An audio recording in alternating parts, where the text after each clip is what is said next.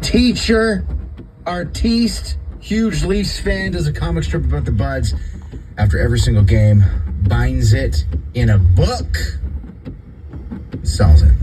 You can buy it. Makes a great Christmas gift for your local Leafs fan. It's called Brian Beliefs. And Brian, so no games in the league tonight? Is that because since the Buds have a light week, everybody else has to sort of put things on pause too? We are the center of the hockey universe, and everybody wanted to join in. So the whole NHL is taking the day off today. Apparently with Black Friday, with all these concerts and Thanksgiving coming up in the States, all of these buildings are completely booked up, except for just a few. I know Arizona had their building available, a couple others. But for whatever reason, they didn't want to host a game on a Tuesday so close to Thanksgiving. So there's no games in the NHL, a rare dark night in the NHL. We're going to have to wait for the glow of hockey tomorrow night. Speaking of dark, things not looking too good for Klingberg right now.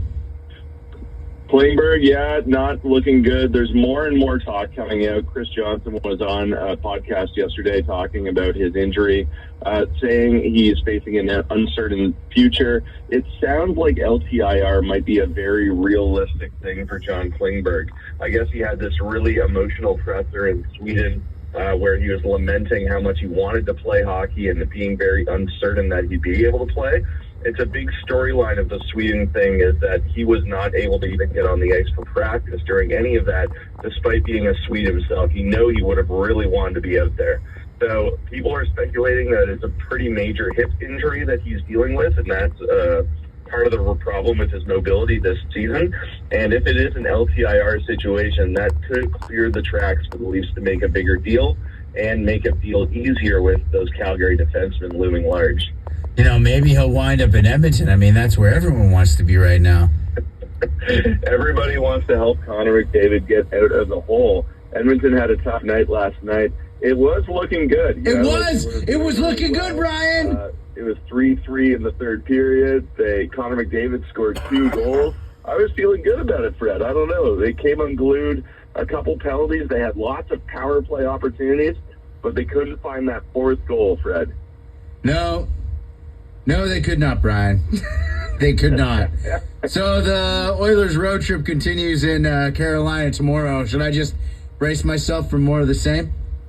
Well, you know, it's funny, like a lot of people pick Carolina to be one of the top teams in the East this year, and they've actually had a slow start as well. They're sitting just inside the wild card position with 20 points. So Carolina is definitely going to be looking to get it going at some point here. They've had a hard time getting traction to really start piling on the wins, and they're definitely going to be looking to take advantage of Edmonton. You know, watching the Oilers yesterday, the goaltending is such a problem, right? Calvin Pickard, ex-Toronto Maple Leaf legend, picked up off the waiver wire from Toronto when he was a third goalie for the Leafs for about half a minute a few seasons ago. He was the solution for Edmonton, and it obviously didn't go well. So there is lots of talk about them looking to the Eastern Conference to try to pick up a goalie off of somebody out here. You know, no one has named names yet, but we do know Montreal has some goaltenders they're looking to get rid of as well. And you always got to look at the usual suspects at the bottom of the standings to find maybe a goalie that could go to a supposed contender in the Oilers, as they sit 8 points out of a wild card position. Okay, is there a former Leafs goalie that's not very good that they can pay too much money for? Fred on Toronto's